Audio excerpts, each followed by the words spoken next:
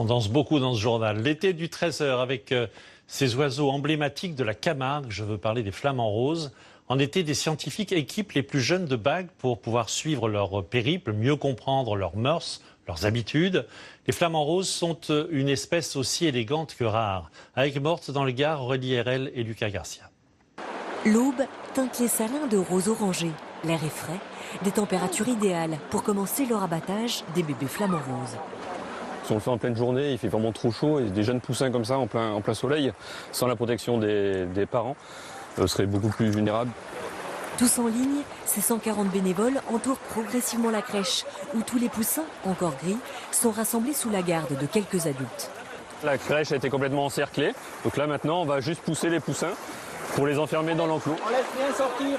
Un moment délicat, l'approche doit se faire tout en douceur, pour éviter des mouvements de panique et des piétinements qui pourraient blesser ces petits flamants roses.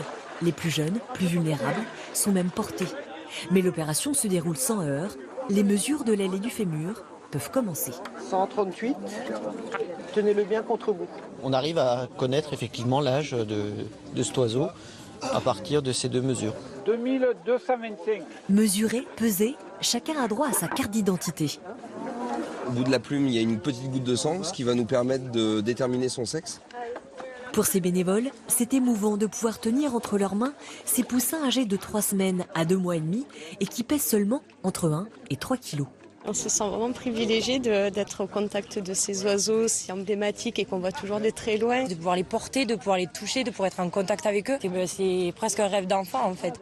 Ces 560 bébés reçoivent une bague pour suivre leur migration, comprendre leur comportement et donc mieux les protéger. Ça nous a permis de découvrir d'une part que les flamands vivent très vieux, plus de 40 ans dans la nature. D'autre part que chaque année, ils changent de partenaire. Certains sont sédentaires, d'autres sont migrateurs et d'autres sont complètement erratiques et se promènent un peu partout dans l'ensemble du bassin méditerranéen. Ces poussins sont aussitôt relâchés. Ils prendront bientôt leur premier envol vers l'âge de 2 mois et demi. Quand ils sont grands, ils sont roses, je vous assure. Je vous emmène